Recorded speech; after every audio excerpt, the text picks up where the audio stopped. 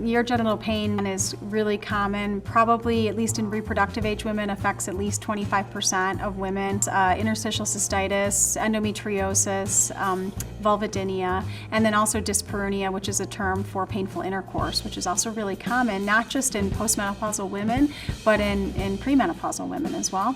We focus a lot in these women on pelvic floor muscle treatment, and we have good evidence now that supports it in all these different conditions. So it almost doesn't matter what the diagnosis is, the treatment will be quite similar for all these different subtypes. If you have a chronic pelvic pain patient in a woman, and you have diagnosed her, maybe or someone else has, with interstitial cystitis, my pearl would be send these patients to pelvic floor physical therapy. There is no risk and there is great benefit, and that's proven actually with level 1 evidence. I think not to be afraid of these patients once they've finished their diagnostic workup, but to actually go ahead and just send them. If they haven't done that, that's a really simple thing as a primary care doctor. You just write on a prescription, pelvic floor physical therapy, and that's it. And I think that really, if you're looking at most of the algorithms now in treatment, that's first-line treatment for all of these different chronic pelvic pain subtypes.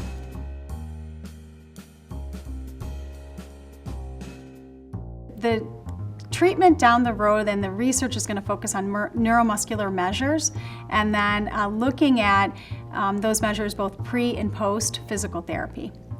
We'll also be doing some medication studies, some injection studies, but I think the future is really understanding the biomarkers from a neuromuscular perspective that we can identify that differentiate the pain patient from the normal woman, and then use those biomarkers as indicators for clinical outcome.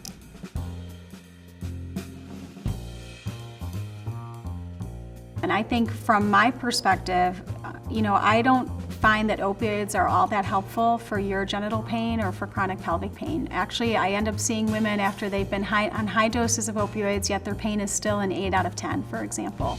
So in my world, in women's health, in chronic pelvic pain, I don't think that it would hurt me all that much if opioids were not here, because we already know that they unfortunately don't help patients in the way we need them to.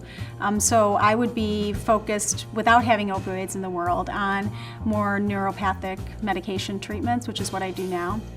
Rehabilitation treatments that aren't medication-based at all, psychosocial treatments, which we're doing in treating depression and anxiety and other things through cognitive behavioral therapy. So I think we'd have a lot of other tools still available to treat the chronic pelvic pain patient without opioids.